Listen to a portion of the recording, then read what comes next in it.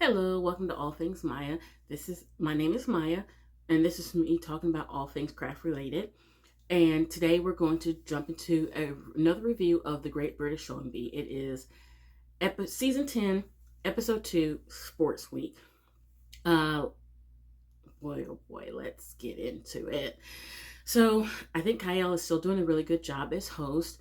I don't think his bits are too obnoxious. They are sort of just the right level of like to pique your interest while you're watching people like sort of have their mini breakdowns from sewing.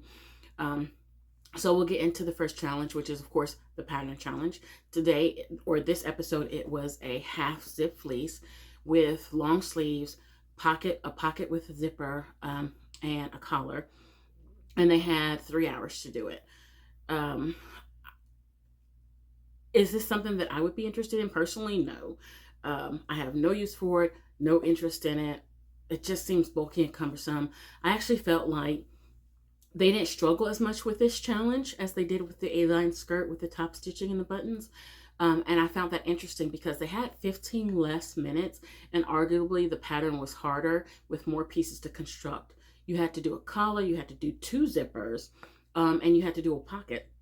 So those were all things that take time in construction. So maybe they just got the first episode jitters out, and they were able to focus and sit down and do their task. But I thought it was interesting that most of them completed the task, even though it was probably a more difficult piece to construct.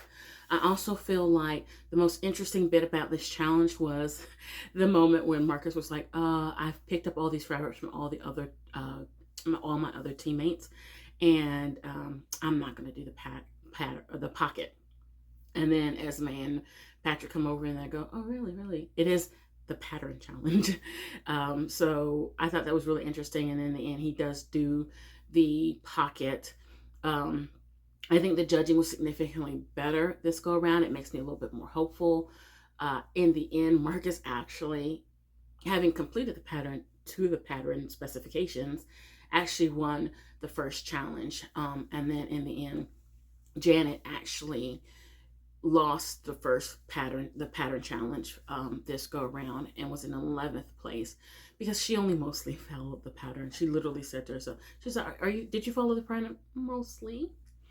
So I thought that was pretty interesting. So then we'll move on to the transformation challenge. The transformation challenge, again, don't have a whole lot to say about it. So probably this review is going to be a little shorter than the last one. I was hoping to do sort of quick, short reviews since my situation has changed and it makes it a little bit more difficult to do the videos, which is why I didn't do last season.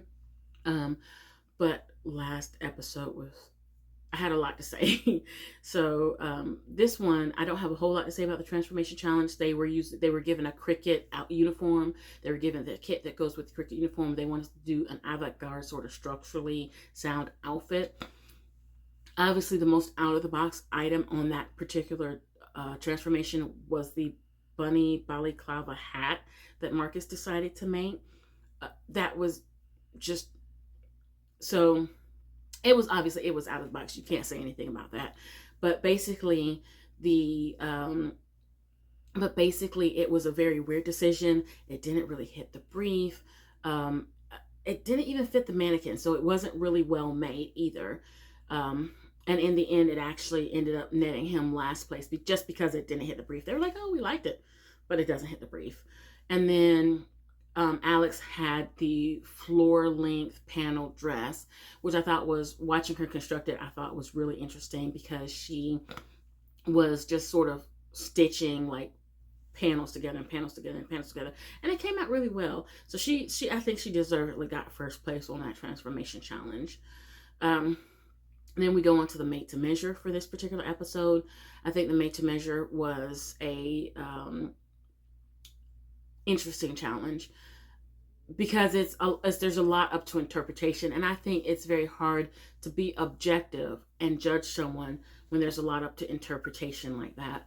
But in this case, it was an uniform. You're supposed to create a country uniform to create it to represent a country on the worldwide stage, because it is an Olympic year again this year. So I felt like in the Made to Measure, again, I don't have a lot to say about this episode. I thought on it a little bit, and it just doesn't, it's just not as maddening as the first episode, I guess. But hopefully, the episodes will be less maddening and more fun and interesting and engaging, for the correct purposes and not for the incorrect purposes. But I really liked Lauren's gymnastic outfit with the Jamaican colors, the black, green, gold, the really sparkliness. It was a shame that she didn't get that elastic in. But there were a few outfits that I didn't like as much. I didn't care for Don's. I felt like his was too simple. Like, it didn't read of his outfit. It didn't read of a particular sport, and it didn't read of a particular country. So in the end, for this episode, Garment of the Week went to Georgie. I feel bad. I am completely ambivalent about this. There were some good options. Georgie was just as good as any other one to pick from. In the end, the sewist that they sent packing was Comfort. I was actually really sad to see her go. I think she had a lot to offer.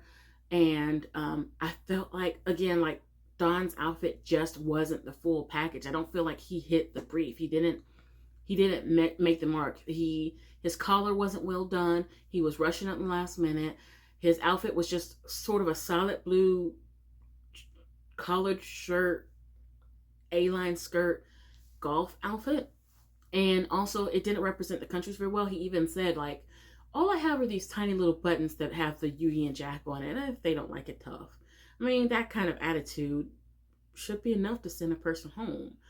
And I honestly don't think he did well enough on the Made to Measure, or any of the other challenges, to overlook the fact that Comfort did significantly better on her Made to Measure, even though she came in second to last on both of the other challenges. But again, I'm not a judge.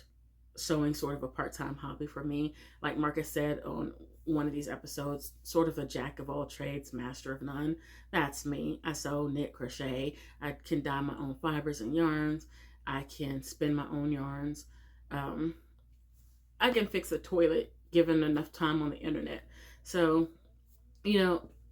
I'm not the expert here in the sewing area. I just felt like these are the things that I noticed that stood out to me. But overall, in this episode, it feels much more like the typical Great British Sewing Bee that we're used to. They seem to be more cognizant of their time. They seem to be more cognizant of their skills. They put those things into play, and you saw a lot less of that fumbling that you saw in the first episode. So it does give me a little bit more hope, but I'm still really wary. It's kind of a wait and see how it goes sort of situation. But I'm interested in your thoughts too. So what are your thoughts? Who should have gone? Who should have stayed? Was Georgie's outfit definitely the best garment of the week that we could have seen this week? Let me know in the comments below.